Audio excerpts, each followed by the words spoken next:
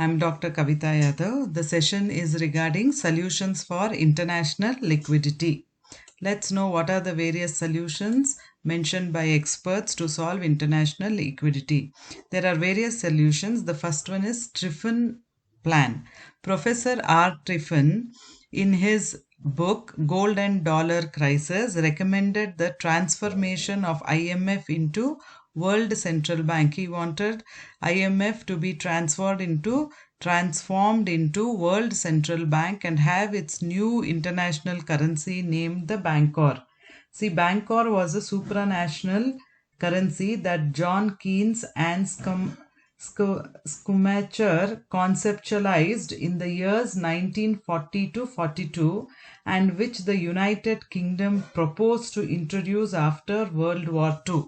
So, what Triffin's plan aims at was the internationalization of world monetary reserves and institutionalization of international lending. So he wanted new currency to be introduced by IMF and wanted IMF to be transformed into World Central Bank.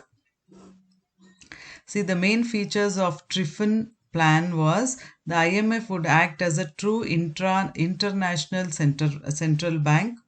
A new international money Bancor would be introduced and the IMF would have powers to create new international reserves.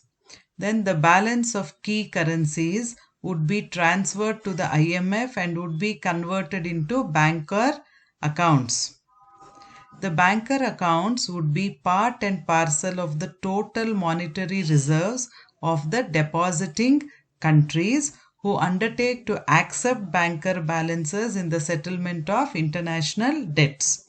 Bancor balances in excess of a given minimum would be converted into gold. The IMF would also engage in open market operations through purchase and sale of securities in the financial market. Then next you have got the stamp plan. Here Maxwell Stamp in 1960 proposed a plan for creating additional international liquidity and at the same time putting it into the hands of the developing countries who needed it most. Okay, so he wanted IMF to create additional international liquidity and hand it over to the developing countries. The stamp plan originally envisaged that the IMF should issue gold certificates. IMF should issue gold certificates up to about $3,000 billion, and these certificates should be given to the developing countries through some lending agency. Then members of the IMF should accept these gold certificates in return for domestic currencies in exchange for national currencies. So when it is done, the developing countries could purchase capital goods from the developed countries and pay for them in local currency exchange for gold certificates. They would have given gold national currencies and got gold certificates, and with the help of gold certificates they can do buying and selling. The developing countries could buy and sell goods from developed countries through their national currency, which was converted into gold certificates by them through IMF. So if the developed countries were in surplus, means they could add these certificates to their reserves. If they were in deficit, they could use these certificates to meet the deficit. This was the plan given by Stamp. Next you have got Angel plan. Professor Angel agrees with Triffin's diagnosis of international liquidity problem, but he does not accept his prescription completely. Like Triffin, he wants the IMF to introduce a new money, but there should be no convertibility of money into gold, because he is of the view that gold is the root cause of all the trouble in the present system and thus wants its elimination from the world monetary order. Then you have got Bernstein's plan. Bernstein, an official of IMF, was in favor a much more liberal fund policy. He wanted a fund policy to be more liberal and recommended the integration of the fund reserves with its members' working reserves. And he recommended the integration of fund reserves with its members' working reserves. What he main features of his plan is a member's maximum drawing rights should be regarded as part of its reserves, and these can be used by the member automatically when the need arises. Okay, drawing rights should be totally a part of the reserves and it can be used when in need. So that opportunity should be given to the member countries, he believed. And then IMF can issue debentures which the industrially advanced member countries should buy to an agreed limit.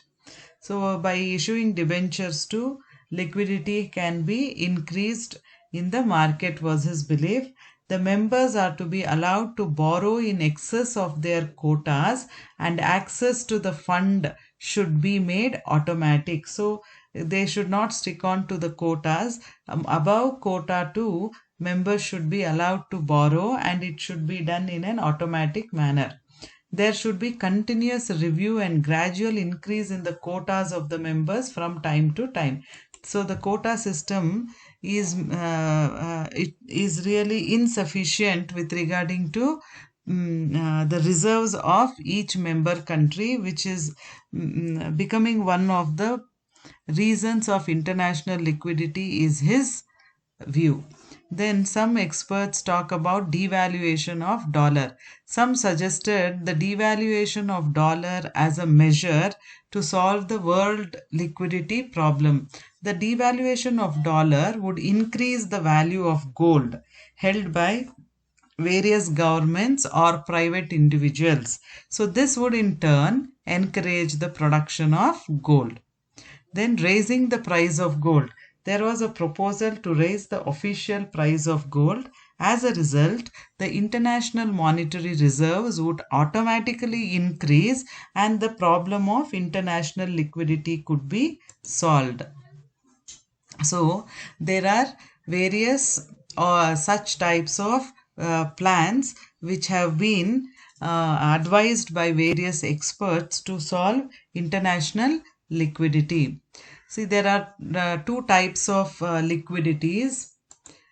IMF and internal liquidity, if we have to look into, the International Monetary Fund has been established with an objective of extending short-term financial assistance to its members to overcome the balance of payment difficulties as well as in emergency situation. It contributes to the international liquidity in two ways. This objective of IMF will contribute to the international liquidity in two ways. First, by providing conditional liquidity, and second, by providing unconditional liquidity. See, conditional liquidity means the IMF provides conditional liquidity under its various lending schemes. So the credit provided to the members is generally subject to certain conditions. Most of the IMF loans require an adjustment program to be undertaken by the member country for improving its balance of payments position. Moreover, obtaining funds from the IMF under agreed condition increases the members' access to international capital market. See, there are important credit facilities provided by the IMF are basic credit facility, extended fund facility, compensatory financing facility, buffer stock, supplementary financing, trust fund, structural adjustment facility, etc.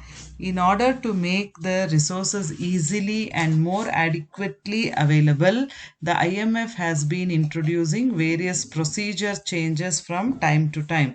So there are various loans given by or credits given by the IMF, which is helping in solving the liquidity issues of the member countries.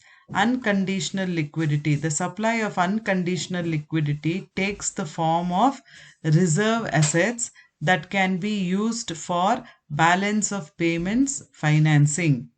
See, the IMF provides unconditional liquidity through the allocation of special drawing rights called as SDRs, and also in the form of reserve positions in the fund. Member countries can use their holdings of SDRs and reserve positions and the fund to finance their balance of payment deficits without having to enter into policy commitments with the fund.